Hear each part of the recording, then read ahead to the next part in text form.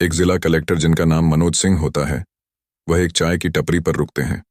चाय पीने के लिए तभी वह उस चाय बेचने वाले से पूछते हैं कि यहाँ जो पहले चाय बेचा करते थे, रामू जी, वह कहाँ है? दिखाई नहीं दे रहे हैं। तो चाय वाला कैद जीवी रेक्टर साहब को बताता है कि साहब, वह तो 5 साल पहले ही इस दुकान को मुझे बेच कर चले गए थे। उन्हें देखकर लग रहा था कि बड़े परेशान से थे और काफी बीमार भी थे। अब वह चाय वाला मनोज से पूछता है कि बाबूजी, मैं भी अच्छी बना लेता हूँ, अगर आप पीना चाहे तो मैं आपके लिए चाय बना दूं। मनोज है कि हाँ, क्यों नहीं, तुम हमारे लिए 4 कप चाय बना दो। फिर वह चाय वाला 4 कप चाय बनाता है और 1 कप चाय मनोज को देता है और 3 कप चाय उनके एक ड्राइवर और 2 बॉडीगार्ड को दे देता है। अब मनोज चाय पीता है तो उसकी आंखें नम हो जाती हैं और वह रोने लगता है। उसको ऐसे रोता देख वहां सभी लोग हैरान रह जाते हैं। वह सोचने लगते हैं, यह इतना कामयाब इंसान खिड़ किस बात की वजह से रो रहा है। फिर वह चाय वाला खुद के विचारों को रोक नहीं पाता और कलेक्टर साहब से पूछ लेता है, साहब, आप एक जिला कलेक्टर हो, आप यहां इस तरह से आपको रोना क्यों आ रहा है? तो मनोज चाय वाले को बताता है कि इस चाय की टपरी से मेरे बचपन की बहुत सी यादें जुड़ी हैं। उन्हीं यादों को मैं याद करके मेरी आंखें नम हो गई हैं और मैं रोने लगा हूं। तो चाय वाला कहता है कि साहब, अगर आपको बुरा ना लगे तो क्या आप मुझे अपने बीते हुए पल के बारे में कुछ बता सकते हैं, अपनी कहानी को हमें सुना सकते हैं? तो मनोज बोलता है कि हाँ, क्यों नहीं। और फिर मनोज अपनी कहानी उस चाय वाले को सुनाने लगता है। वह बताते हैं कि बचपन में ही मेरे माता पिता की एक कार एक्सीडेंट में घटनास्थल पर ही मौत हो गई थी। उसके बाद मेरे मामा मामी मुझे अपने घर ले गए, लेकिन उन्होंने मेरी परवरिश ठीक से नहीं की। वह घर का सभी काम मुझसे कराते और मुझे पेट भर खाना तक नहीं देते थे। इसके बाद मैं उनसे परेशान होकर वहां से मौका देखकर भाग आता हूं और इसी दुकान पर आकर एक कुर्सी पर बैठ गया था। मैं बहुत थका हारा यहां पर बैठा था तो रामू जी ने मुझे देखा और पूछा, बेटा क्या बात है, क्या तुम चाय पीना चाहते हो? तो मैंने जवाब देते हुए कहा कि हाँ अंकल जी, चाहे तो पीनी है, लेकिन मेरे पास 1 भी रुपया नहीं है। तो रामू जी चाय बनाते हैं और मुझे चाय दे देते हैं।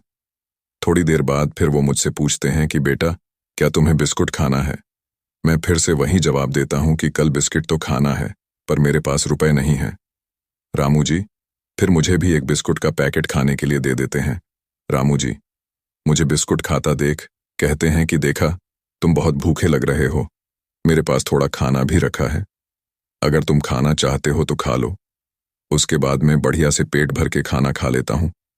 मेरे खाना खाने के बाद वह मुझसे पूछते हैं कि बेटा, तुम कौन हो, कहां से आए हो और यहां अनजाने में क्यों भटक रहे हो? तुम्हारे माँ बाप तुम्हारा घर पर इंतजार कर रहे होंगे, अब तुम्हें घर जाना चाहिए, वह बहुत परेशान हो गए होंगे। अब मनोज उनकी यह बात सुनकर रोने लगता है और कहता है कि मेरे माता पिता अब इस दुनिया में नहीं रहे, उनकी डेथ हो चुकी है। मैं इस संसार में बिल्कुल अकेला हूं, अनाथ हूं। मेरे मामा मामी ने मुझे अपने घर में शरण दी, लेकिन वह मेरी सही से परवरिश नहीं कर पाए। मुझे हमेशा तंग करते, ज्यादा काम लेते और खाना भी समय से नहीं देते थे, इसलिए मैं वहां से भाग आया हूं। अब मैं सोच रहा हूं कि कोई मुझे छोटा मोटा काम मिल जाए जिससे मैं अपना पेट पाल सकूं, अपनी आगे की जिंदगी काट सकूं। तो रामू जी उससे बोलते हैं कि तुम्हें क्या काम पसंद है? तो मनोज कहता है कि मैं पढ़ लिख कर एक काबिल इंसान बनना चाहता हूं, इसके बदले में कोई मुझसे थोड़ा बहुत काम करा ले और मुझे कुछ पैसे दे दे, मैं अपनी पढ़ाई करना चाहता हूं। तो रामू जी कहते हैं कि बेटे, तू टेंशन मत ले, जिसका कोई सहारा नहीं होता उसका भगवान होता है। मेरे पास ज्यादा पैसा तो नहीं है, लेकिन थोड़ी सी खेती की जमीन है और यह एक छोटी सी चाय की दुकान है। तू मेरे साथ ही रहे और मन लगाकर अपनी पढ़ाई करना। अब रामू मनोज को अपने साथ ही रखने लगा, उसकी पढ़ाई शुरू कराई, उसे खाने के लिए खाना दिया, रहने के लिए छत दी और अब मनोज भी रामू को अपना पिता करने लगा था। रामू की पत्नी को वह अपनी मां बोलता था। रामू की 2 बेटी थीं, जिनका नाम काजल और आंचल होता है। दोनों अपनी मां के साथ गांव में ही रहती थीं।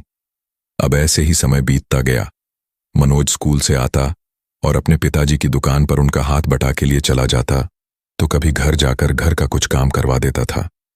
रामू उसकी पढ़ाई का सभी खर्च उठाता है, उसके बढ़ाने के लिए किताबें लाकर और वक्त पर उसके स्कूल की फीस जमा कर देता। पूरा परिवार बहुत ही हंसी खुशी अपना जीवन बिता रहा था। अब मनोज अपनी इंटरमीडिएट की पढ़ाई पूरी कर लेता है और अपने पिता रामू से कहता है कि पिताजी, अब मुझे आगे की पढ़ाई करने के लिए दिल्ली जाना पड़ेगा। मैं दिल्ली जाकर कोचिंग करना चाहता हूं और तैयारी करना चाहता हूं। रामू कुछ पैसों का बंदोबस्त करता है और मनोज को देते हुए कहता है कि बेटा, यह पैसों को अपने पास रखो और खूब मेहनत करके पढ़ाई करना, और अगर ज्यादा पैसों की आवश्यकता पड़ी तो मुझे डाक लिखकर भेज देना, मैं तुम्हें पैसे भिजवा दूंगा। अब मनोज आगे की पढ़ाई करने के लिए दिल्ली चला जाता है और कलेक्टर बनने के लिए एग्जाम की तैयारी करता है। कभी कभी वह मेहनत मजदूरी करता और अपनी कोचिंग के फीस जमा कर देता है। ऐसे ही कड़ी मेहनत के बाद वह इम्तिहान पास करके कलेक्टर बन जाता है। कलेक्टर बनने के दौरान जब वह ट्रेनिंग कर रहा था, तब वह रामू और उनके परिवार को पूरी तरह से भूल जाता है। अब ट्रेनिंग पूरी होने के बाद उसकी एक जिले में पोस्टिंग कर दी जाती है। वह अपनी ड्यूटी बखूबी निभा रहा था। एक दिन वह ऐसे ही गांव-गांव मुआयना करने के लिए अपने गाड़ी से घूमने के लिए निकलता है। रास्ते में उसकी नजर उस चाय की टपरी पर पड़ती है। वो वहां जाता है और जाकर एक कुर्सी पर बैठ जाता है और इस चाय वाले को अपनी कहानी सुना रहा था। इसके बाद वो चाय वाला बताता है कि साहब, मैं यह तो नहीं जानता कि वह रहते कहाँ हैं, लेकिन जब उन्होंने दुकान बेची थी तो उनकी तबीयत कुछ ठीक नहीं थी। उन्हें पैसों की बहुत जरूरत थी और बहुत ही कम दाम में उन्होंने मुझे यह दुकान बेच दी थी। लेकिन मनोज को पता था कि रामू जी का घर कहाँ पर है। वो उस गांव में जाता है और उनके दरवाजे पर दस्तक देते हुए बोलता है कि रामू जी घर पर हैं। तो आवाज को सुनकर उनकी छोटी बेटी बाहर आती है और बताती है कि पिताजी तो 2 साल पहले ही गुजर गए हैं। वह बताती है कि पिताजी की तबीयत ठीक नहीं रहती थी और एक दिन अचानक से ही उनकी मौत हो गई। यह बात सुनकर मनोज खड़ा का खड़ा ही रह जाता है और फूट फूट कर रोने लगता है।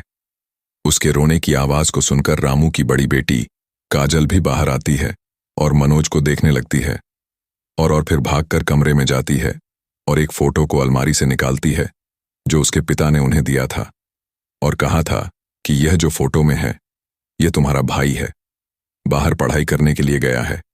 यह कामयाब होकर एक दिन जरूर लौटेगा और हमारे घर आएगा। ऐसा वह अपनी पत्नी और बेटियों से कहकर गए थे।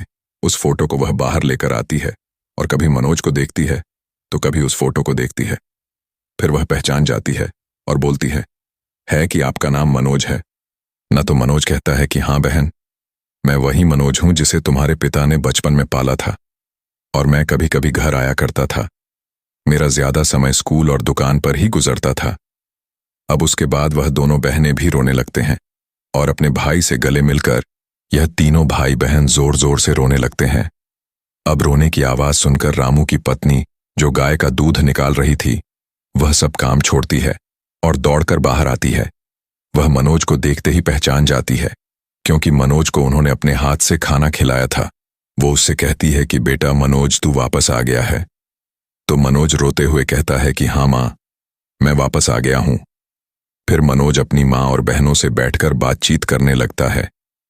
तो उसकी माँ बताती हैं कि बेटा, तुम्हारे पिताजी के गुजरने के बाद घर के हालात बहुत ज्यादा बिगड़ गए हैं। जो कुछ खेती थी वो सभी परिवार वालों ने कब्ज ली है। अगर हम किसी बात का विरोध करते हैं तो हमारे साथ मारपीट करते हैं। किसी का बेटा वकील है तो किसी का बेटा पुलिस में है। हमें बहुत तंग करके रखा है। बड़ी किल्लत भरी जिंदगी हम गुजारने को मजबूर हैं। तो मनोज कहता है कि माँ, अब तुम्हें किसी बात की चिंता करने की जरूरत नहीं है क्योंकि तेरा बेटा भी अब एक बड़ा ऑफिसर बन चुका है। तो उसकी माँ पूछती है कि बेटा, क्या तू भी पुलिस दरोगा बन गया है? तो मनोज कहता है कि नहीं माँ, इससे भी बड़ा। तो माँ कहती हैं, क्या तुम डीएसपी बन गए हो? तो बेटा मुस्कुराते हुए कहता है कि नहीं माँ, मैं एक जिला कलेक्टर बन गया हूं और जिस किसी ने भी तुम्हें तंग किया है, परेशान किया है, अब तुम उनसे ठाठ बांधकर कहना कि मेरा बेटा भी जिला कलेक्टर बन चुका है। अब रामू की पत्नी बहुत खुश हो जाती है और अपनी पड़ोस में जेठानी के यहां जाती है जिनका लड़का थानेदार था। उसे कहती है कि तुम लोग बहुत धौंस दिया करती थी, ना कि मेरा बेटा थानेदार है। अब मेरा बेटा भी जिला कलेक्टर बन चुका है और आज के बाद तुमने हमें जरा भी सताने की कोशिश की तो तुम सबकी खैर नहीं है। और इसी तरह आज के बाद तुमने हमें जरा भी सताने की कोशिश की तो तुम सबकी खैर नहीं है। और इसी तरह वह पूरे गांव में सभी को बता देती है कि मेरा लड़का जिला कलेक्टर बन गया है। अब 2 दिन मनोज अपनी बहन और माँ के साथ घर पर ही रुकता है। वह लोग रातों को बहुत बातें करते और उससे पूछते रहते कि भैया आप कैसे कैसे कलेक्टर बने हो, क्या क्या दिक्कतों का सामना करना पड़ा था। और उसकी माँ पूछती हैं कि बेटा खाना वगैरह टाइम से खाता था कि नहीं। और मनोज उनसे अपनी बीती जिंदगी के बारे में सब कुछ बताता है। वह भी उनसे उनकी बीती जिंदगी के बारे में पूछता रहता है। अब अगली सुबह वह अपनी माँ से कहता है कि मुझे कुछ काम है, मैं मार्केट जा रहा हूं। वह अपनी गाड़ी से अपने बॉडीगार्ड और ड्राइवर को लेकर बैंक जाता है। जितना भी पैसा उसने अब तक कमाया था सभी को बैंक से निकालता है और घर लेकर चला जाता है।